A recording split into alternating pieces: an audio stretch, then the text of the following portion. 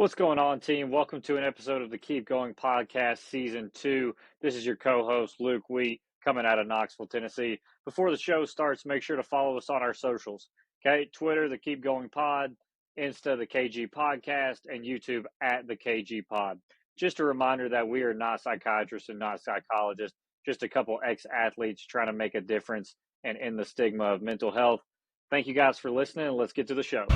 That keep going moment. My keep going moment. That's my keep going moment. Let's keep going. What's going on, team? Welcome to episode 54 of the Keep Going Podcast, Athletes Shining a Light on Mental Health. This is your co-host, Luke Wheat, coming out of Greer, South Carolina this morning, joined by Pat O'Malley, Jackie Tripp, and Madison Machurek. I hope I didn't butcher that pronunciation there, but how are we doing this morning, Pat?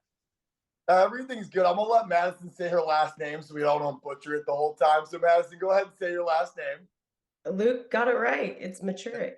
Just wanted to make sure. No way. That's a big win. That's a big win starting off.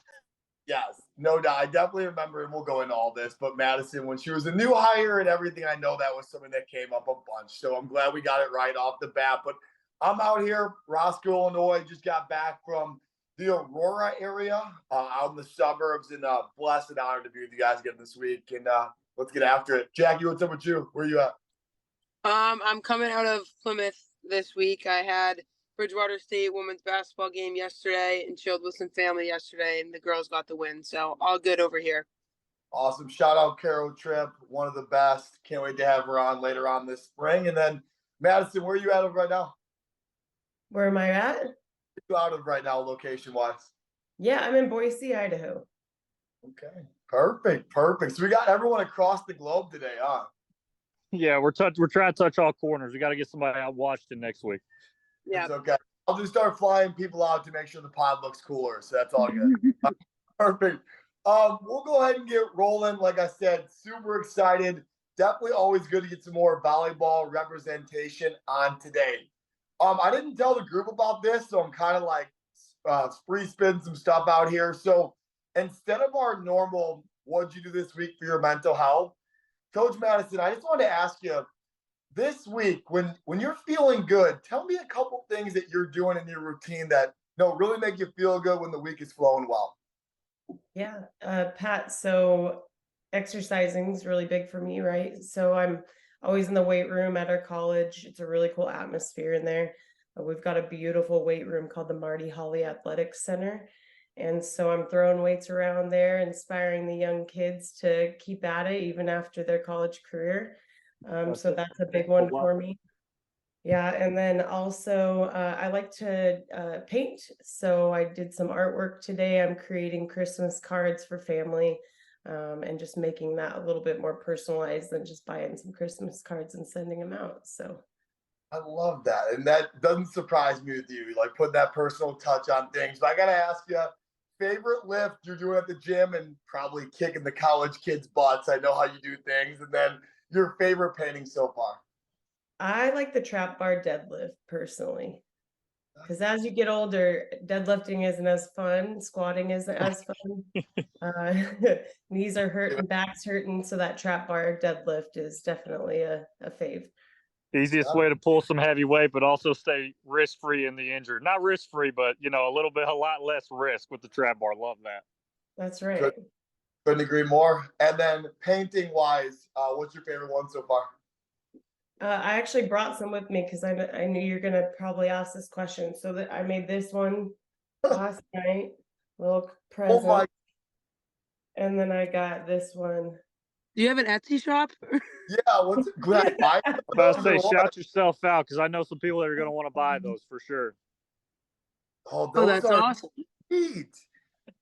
We are cooking with gas right off the bat here. I think that personal touch, if you're not on the YouTube right now, jump on the YouTube.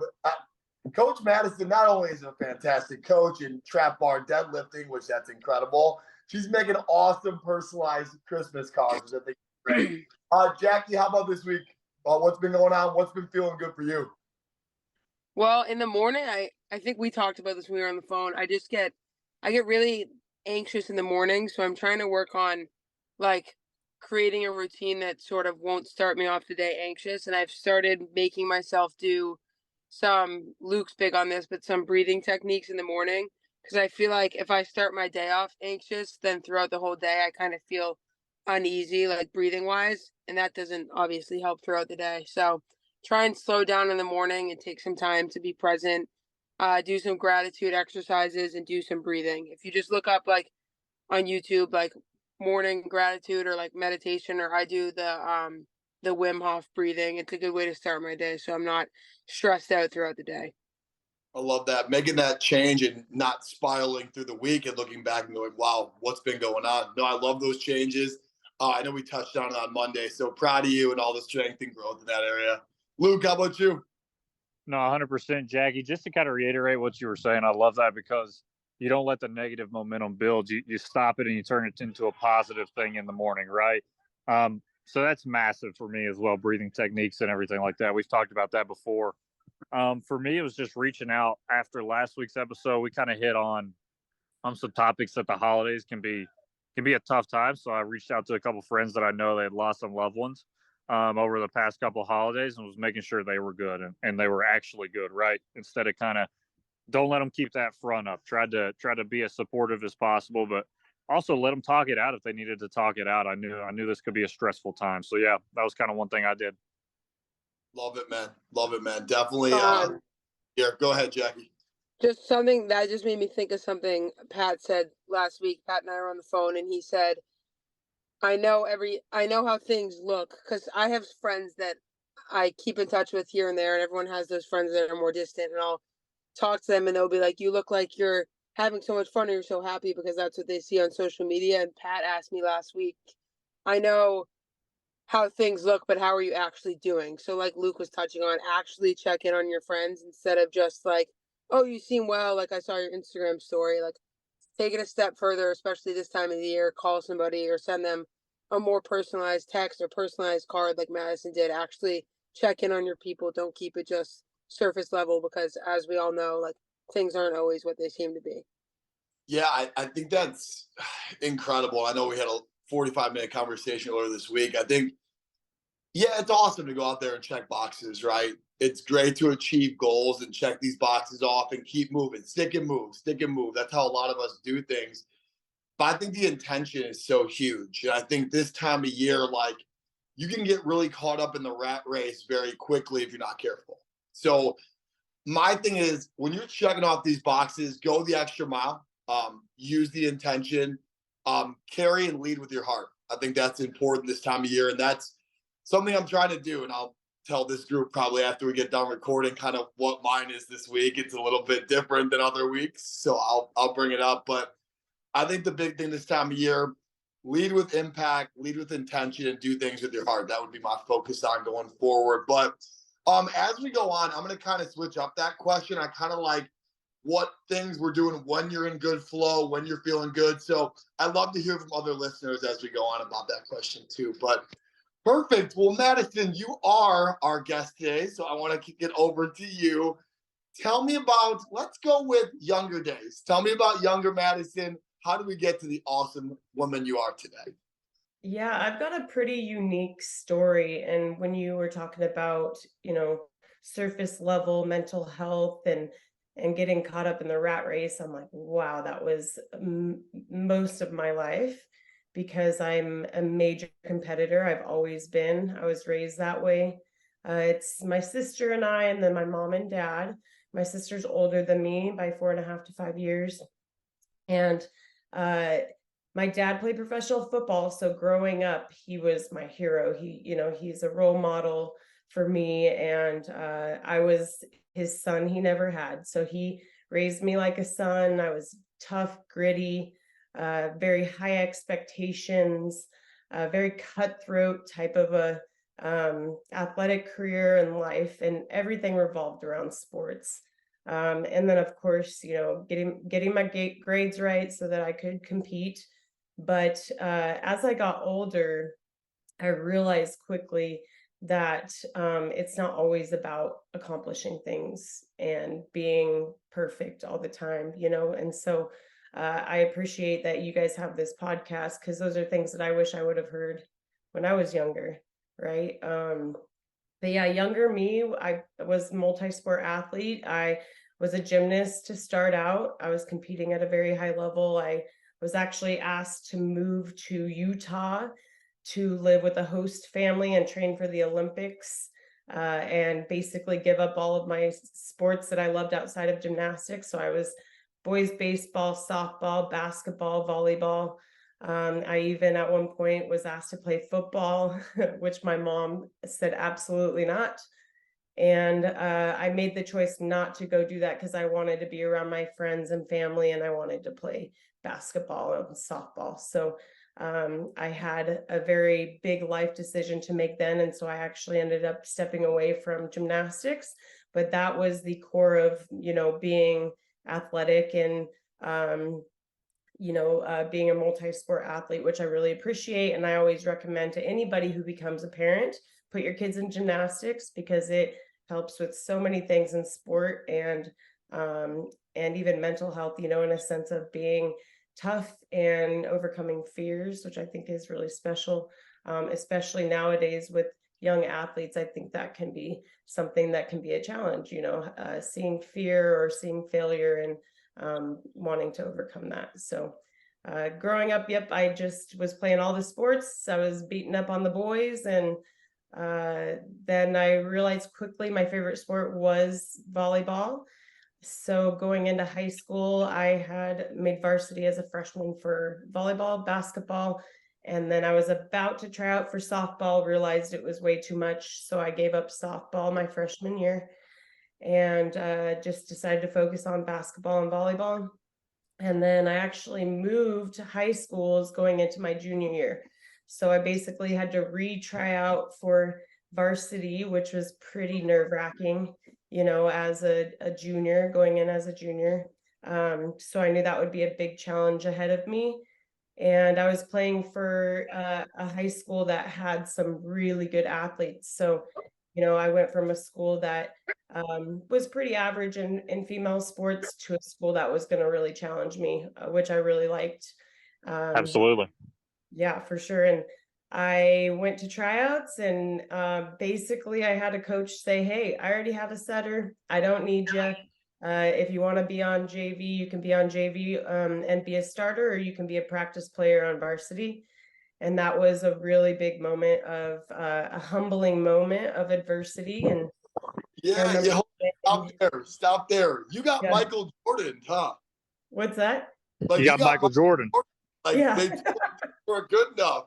I gotta stay here, Luke. I saw you jump off mute. I gotta stop you. Go ahead, Luke. No, 100%. I don't want to get too far past the first points you made right there because there's some really good stuff to touch on there, especially, being at the event I'm at right now with ECNL, work-life balance, I call it, but, sports life balance.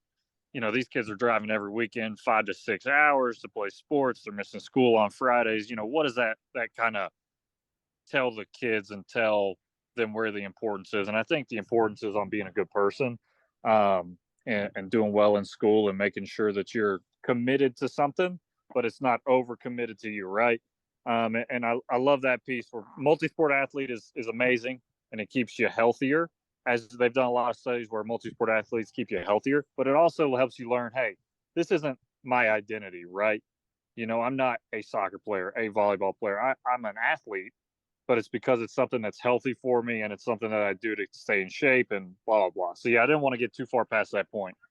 Fantastic. Love the discipline piece too. I was a 3-sport guy, and I think you learn different things in different sports, especially with Madison, just shaking it up with the guys too, just kicking their butts. I love this. Go ahead, Jackie. I'm seeing a pattern within when you mentioned how you got offered to go to Utah and live with the host family and train for the Olympics, and you decided not to do that because that wasn't in your best interest. And then in high school, you make varsity volleyball, varsity basketball. I'm assuming you would have made varsity softball, but you didn't do that. I'm just seeing a pattern of you choosing to do what's best for you. Would that be true? I never really thought about that, but yes, you're right. Thank you for saying that. Yeah, no, I like that. And I think you mentioned too how you use the word success in the beginning. Yes, I think people look at success as oh, she could have gone and trained for the Olympics, or oh, she could have been a 3-sport athlete. But I think in your sense, it was sort of I can be successful just by doing what's best for me. That's Right. powerful. That's powerful. Sure.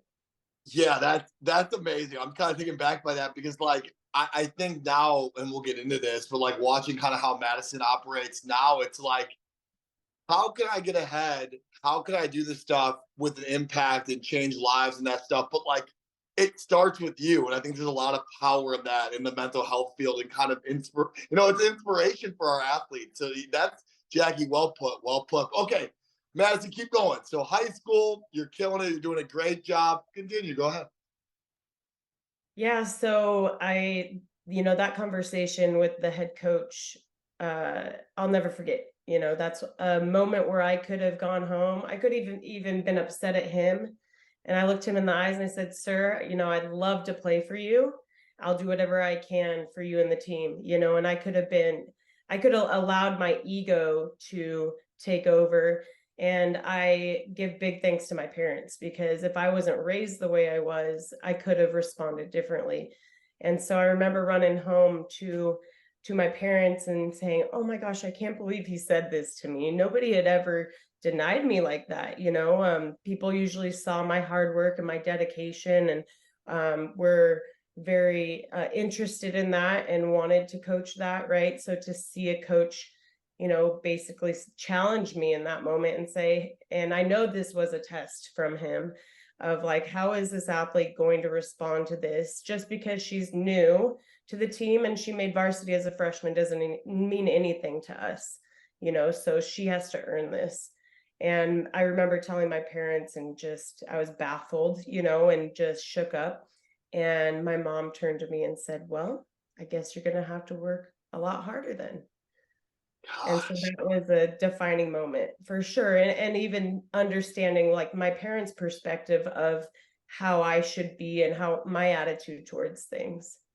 That's incredible in 2023 because like it's so common, as we know, working at NCSA, as Jackie and Luke know, working with young athletes, when they don't play, it's usually the exact opposite. So I want to just shout out your mom and dad, and I want you to give them a little bit more face time.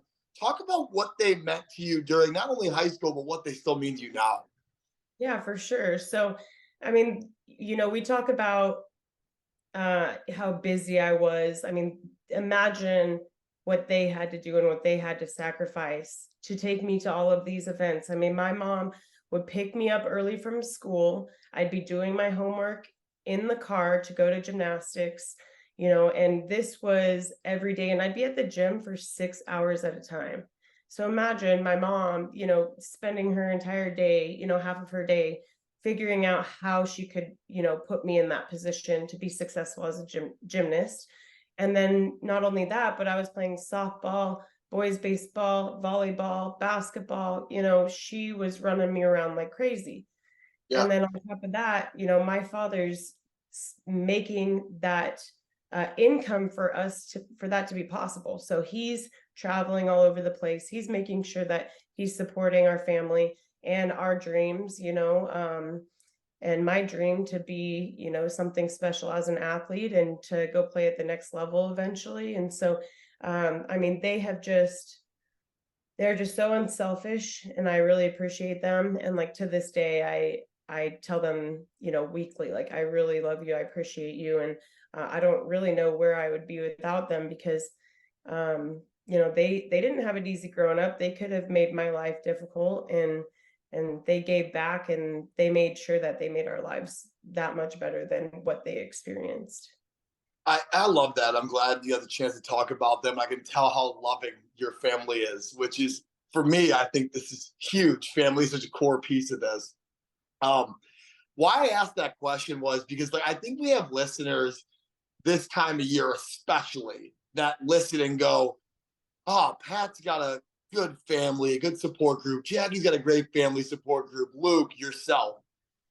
My message today is, if you don't have anybody like that yet, or if the relationship isn't what you want it to be, it takes what it takes, right? Like, to build relationships with your parents, your friends, maybe someone from outside the household. My challenge for you is to get out there, be yourself, and really extend that welcome, extend half a heart, and meet someone where they're at. Because I think sometimes everyone's like, oh, it must be great having all that. Oh, that's awesome. But like you making the effort and you allowing yourself to have boundaries and put your heart out there. Jackie, go ahead. Well, I think too, it's like people, if you have issues with a family member or friend, it's like, oh, you're better off without them, or like, oh, they're at a place right now where like, if I like, yes, we always talk about who you surround yourself with, and so you're going to become, but also there might be people in your life that need you to reach out to them. Don't always think that you're above everyone, because yes, in one hand, you need to surround yourself with people that are like-minded or on the same path as you, but don't forget too that sometimes people need you to reach out to them. That hands them. Like I've had with certain family members that's like, I wish we had this relationship, but like they don't reach out, blah blah blah. And you have to sort of self-reflect and be like, well, when was the last time I picked up the phone? You know what I mean? Because they might be feeling the same way. And in this like text message driven world, like I know it's difficult and hard and awkward, but you'll never regret making a phone call to somebody that you care about, even if it's awkward. No, Jackie, it's beautifully put. I completely agree. And I think I just think that's a really, really tough thing to do in our generation. And I think if one podcast episode at a time, one interaction at a time, we can start to change that. So I think that's beautiful stuff. All right, cool. So we touched on the early years, we touched on family, we touched a little bit about high school as well. Let's go into college. Like talk about like your college experience, how you started getting rolling, and how volleyball kind of became this focal point for you. Yeah, well, working up, I have to kind of tell a piece about high school because, that was my junior year, that I had moved into Eagle High School.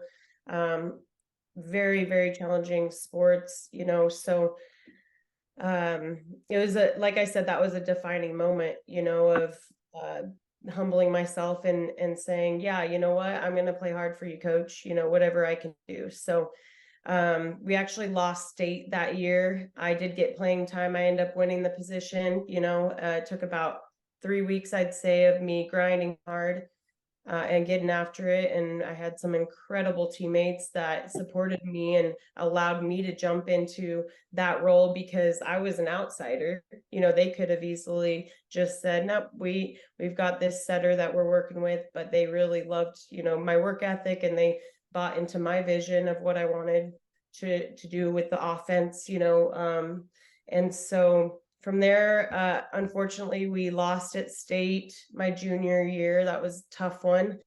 And then the next year, we went 38-0. We won state, and I was named player of the year, which was a huge goal for me, because for me, that would put me on the map for schools that had no idea who I was, right? Because I'm coming from Idaho.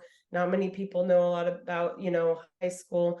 Idaho athletes. Nowadays it's a little different because we've grown a lot, but from there I imagined, okay, I'm going to go to some big school.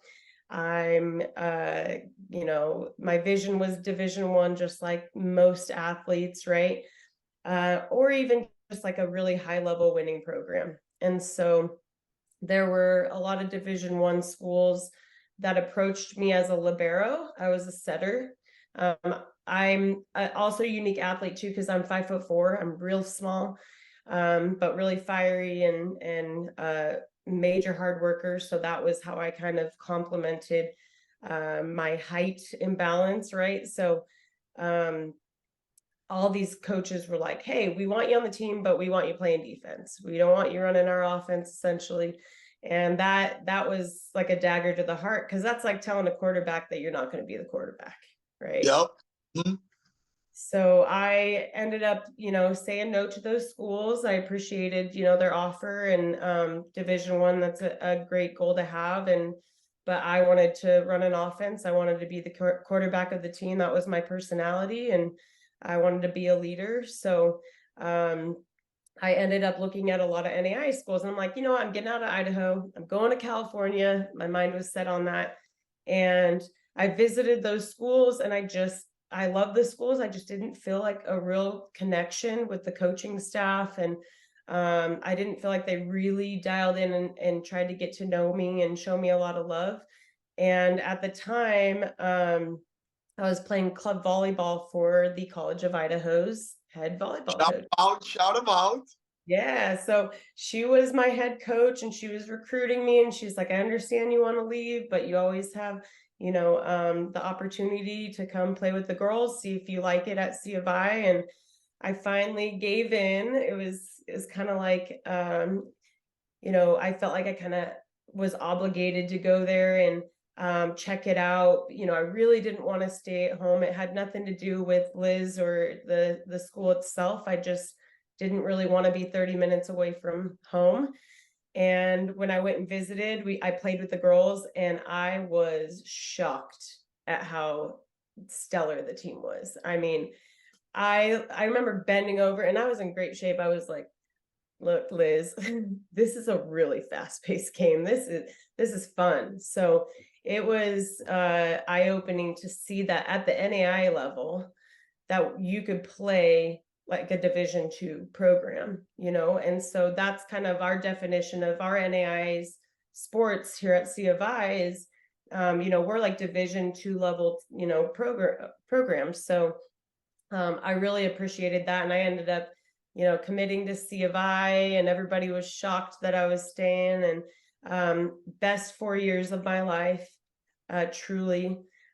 We were, ranked number 1 in our conference all 4 years, and we went to nationals 3 out of the 4 years, won 3 conference championships. I mean, just the dream that you could have as a high school athlete of what your career would go like and your academic career would go like, that's what I was able to experience. So forever thankful for them. This is so strong for athletes that are going through adversity right now. I'll just be very honest. You've had adversity every step of the way, and you had the opportunity multiple times to go a different direction and please other people and really get away from who you are. And I think it's so comforting. I think it's so powerful and motivational for our athletes, our listeners, that you just kept going. Like you set back, you set goals, and you kept going. And I think there are times that no one would have blamed you. I talked to Colton Palmer last week on here, he's an NCSA guy, and he had every excuse. People telling him, hey, this is probably not the right thing to do. And he just moved forward. It's very similar in today's story. You kept on keeping on, and looking back at it now, you could have looked for greener grass, but you made yours green where it was. Love it. Jackie, go ahead. I was literally just going to say the greener grass part. Like, I think this is a good example of, again, back to like the Olympics thing and what you could have done and could have played all these sports and thought you maybe should have gone to California and played, but you just watered the grass where you saw a chance for it to be green, and you worked hard and everything worked out for you. Yeah, that's it. And I think there's 2 things I want to shout out to break 2 stigmas, because we're all about ending stigmas on this podcast. It goes beyond mental health, but a lot of this goes with it. The NAIA is a fantastic route for athletes. I'm just going to say that right now. Academic and athletic scholarships, Madison just talked about it, like how fast-paced the game was. Drop that stigma. NAIA in 2024, let's just stop talking about how that's at a lower level. Second thing, HDMH. Height don't measure heart is what it is. Marcus Stroman's logo, it's all over everything for the Cubs when he was with us. Height does not matter either. If you're someone that hasn't hit their growth spurt yet, or if you're going to be 5'9" and proud or 5'4" and proud, Jackie, how tall are you? I'm only like 5'5". I'm short too. So as a podcast with Luke jumping out to his clinic, we are a short group today, and that's okay. Like, if you're an athlete listening, please listen to Madison, understand how powerful this was. They told her she could not play that position in college. She damn right played that position in college. I love it. Madison, anything else on that? Yeah, and I had the opportunity to play as a freshman. I mean, I came in and worked my little tail off, freshman year and in preseason, and I started as a freshman. And for all 4 years, I was on the starting roster, and that could have been so different in so many different ways if I chose a different division, or if I didn't find a coach that really believed in me. or a program that was the perfect fit. You know, I end up getting really lucky with that. But I think the biggest point is, number one, always work for what you earn, right? Like, you have to go get after it. I believe me when I say that I gave my heart and soul to that program. I mean, there was no days off. I did everything I could, and that became apparent when my senior night, my coach wrote me a card that I still have, and it was like, there is not an ounce of you that you did not give to us. And that was one thing that I really wanted, and that's what I had to give as a 5'4" athlete. And so you know, I talk about, you know, you talk about the fear of missing out and grass is greener on the other side. Like you said, plant your feet where you feel loved and cherished and cared for, and that you know that you will have opportunities in front of you, right? But you have to understand too that you have to earn those opportunities. Run it back. And Jackie just sent a message in the chat. Like, flip that, put it out, and listen to that 100 times. Oh my goodness, I am loving this. I really am. I love it. I have to ask you, in a fear of stopping flow, I have to ask you, like, you've been through all this stuff, right? You've been through it where you've been told this is not the right decision. You're not good enough. Things are up, down, this crazy amount. Tell me your keep going moment. I gotta know. Every day.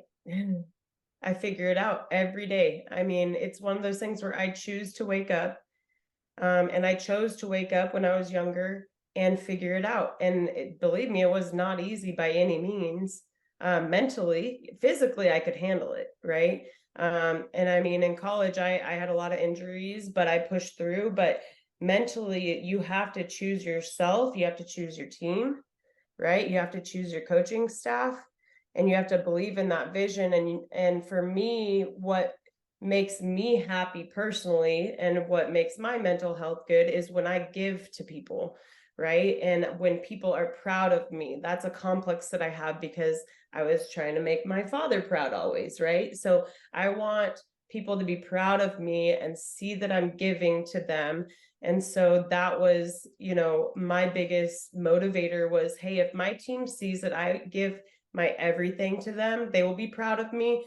And then that will also be infectious, right? So they'll want to work harder. They're gonna want to give more to the program and to the team. And so yeah, that's my push through, is just feeling proud of yourself and then choosing that daily. Even when you're not successful, knowing that your work ethic, your attitude, and you know, what you give to others is inspiring and something that helps other people around you. Yeah, I'm gonna bike through this wall. I'm gonna go right through it. Jackie, what do you got? Well, we always talk about like how it's simple but not easy, and I think all that you are and everything that you've given us today and all the insight, it really comes down to one phrase, and it's what you put in is exactly what you get out. And I think that you are such a good example of that. Like, exactly what you put in effort wise, mentally wise, like understanding that your parents sacrificed a lot for you. Like, exactly what you put in is exactly what you got out. And I'm so glad that your story ended, your college career ended the way it did, and that you got good out of your college career because you put in exactly the work, and you deserve to have all that you have in your career. And I'm assuming, and whatever you're doing now is the same way. Yeah, college coaching, and I was gonna go there because obviously myself and Madison work together, and I know a lot of the answers to these questions because I saw how Madison worked in a professional setting. She asked a lot of questions. She cared about people. She always went the extra mile, and it made her a winner. And it wasn't like we woke up one day and Madison was a top performer. It's because it was passion driven. It was impact driven, and I love it. Talk about a little bit of what you're doing now as a college coach back at your alma mater. Talk about that, and we'll wrap up today. But I want to hear a little bit about that.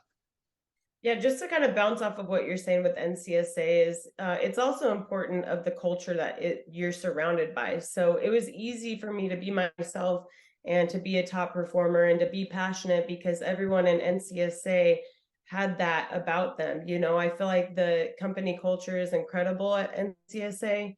And that's something that I also am very passionate going into college coaching, right? So, and whenever I am coaching or helping, that's the culture. We talk about it all the time at C of I. We talk about it all the time within our program of that is driving the bus, right? And for a culture to be successful, everyone needs to be on board on their best days, on their worst days, right? And then also understanding that we're all in this together, right? And so when something slacks or somebody's falling off the bus, right, we're picking them back up, we're getting them back on as soon as we can, but also allowing people to work through things on their own as well, so they're not feeling like they are forced to get better fast, right? So one thing with college coaching that I absolutely love, and I was talking to my assistant coach about this, is that everybody has a story, right? And I'm, you know, being a podcast, I'm sure it's so interesting hearing everybody's stories, you know, of those who you bring on. And so as a college coach, it's inspiring to learn about these girls, understand that every single girl on the team is different. And that every season, so as you start over your season, everybody goes home for summer and then you get new freshmen or transfers, that team's going to be a new team. Although it's still the same program, it's not going to be the same environment as it was the last year, which I think is so exciting. And that's something that athletes need to embrace, right? So live in the moment, because sometimes we're so, you know, charge ahead and let's be successful here. But then we forget sometimes to really enjoy that moment and enjoy that team and that atmosphere and that culture that you're in. Exactly. It's not cookie cutter. It's not, hey, everyone get on the bus and good luck. It's making sure when you're on that bus, everyone's in the right seat, everyone saves spots, everyone is spaced. It's just, there's so much to that analogy, and I love it. I'm glad to hear that's how you felt about NCSA, because 5.5 years strong, it's changed my life, and it's given me the opportunity to talk to you right now and have Jackie meet you and Luke. And I just am full. My heart is very full. It's very blessed today. Jackie, go ahead. Well, I'll end with this, and this is episode 54, right? It is, and I won't forget Brian Urlacher's shout out. I won't wrap it up without saying that. Well, episode 54 too. I was thinking that it's funny this is episode 54 because Teddy Bruschi, who won 3 Super Bowls with Bill Belichick's Patriots, and as you kept talking, Madison, I kept thinking, oh, this reminds me of the 2000s Patriots dynasty. Like, just do your job, because you didn't get the spot you wanted in high school, and your whole journey, everything you've said today just reminds me of, if everyone just does their job and works together, everything will come together and everyone will succeed and do well. So that just reminds me of the 2000s Patriots. And I think it's no coincidence that this happens to be episode 54 with Teddy Bruschi, because that whole team was just about culture and everyone doing their job, and we're going to treat everyone the same. I love it. I love it. And there's a lot of great 54s, and Teddy Bruschi, especially in the New England area, is the GOAT, right? Unbelievable. Here's what I want to do. I want to be conscious of your time. I know it is a Sunday, so I will get you rolling today. But we're kind of rolling some different stuff out with kind of our format. So I want to ask you this. You've helped me so much in my professional career. At NCSA, coming on here today and being with us. How can we help you? This is something I want to start asking guests more as they come on. How can we help you kind of shine the light and do things for you guys as a program or even in your personal life? Go ahead. Ooh, that's tough, because I'm so bad at asking for help. Yeah, welcome to it. I think it's a mental health thing. Yeah, go ahead. Oh man, that's tough. I've always lived my life of, if you want to get it done, you do it, you know? And so I'm not gonna lie, it makes me feel uncomfortable when I hear that question, which I think is good, because then it shows others that it's okay to be uncomfortable, but you have to be able to open yourself up. And accept help or ask for help, right? I see it all the time with my athletes where they're perfectionists and it builds up and they don't ask for help until you know, a long time period of, you know, them struggling. So I appreciate that. But I would just say keep being you, honestly. Pat, when I worked with you, you're my favorite person that I worked with. So just like staying in touch with you, honestly, just reaching out to me and seeing how I'm doing and chatting it up and talking about baseball or football or talking about sports. That's all I really need from you, Pat. I absolutely, I'm gonna cry. I absolutely just love you as a person, and with hundreds of people that have reached out to be on this podcast in season 2, you were someone that came up right away. And it's because of stuff like what you said. It has nothing to do with the love you have for me. It's the love you have for people. And it separates you from the pack. And please send your gear package over too. I'm definitely getting some of the stuff that you have to support you guys, you know, coming up this season. So Jackie, go ahead. I'm going to cry over here. Go ahead. No, I think we touched on it all, and I think a testament to how good our guests on the show are is like how much I'm impacted by it. And when I feel very impacted by a guest, like not only do I think our listeners will be impacted by this and it will make a difference in their lives, like you made a difference in mine and Pat's life today. So that's how I know you were a killer guest. I appreciate you coming on. I always love having a girl on, volleyball players. As a basketball player, I respect the hell out of volleyball players, and I just loved everything you had to say today and all that you are. Yeah, thank you so much.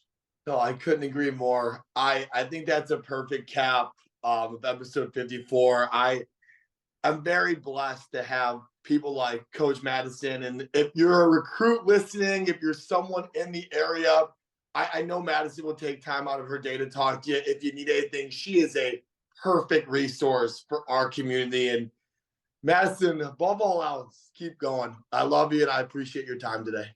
Yeah, honestly, I'd be happy to help anybody who needs some advice. I love working with young athletes that want to be recruited, and I would just be thrilled for someone to reach out and ask for some help. So, no doubt, no doubt. Well, it's funny, you know, a year later that our story continues. I think we're meant to make some more impact. So we'll definitely keep in touch. And Jackie, I appreciate you. Keep going, and we'll wrap up today. Thanks, guys. Happy holidays.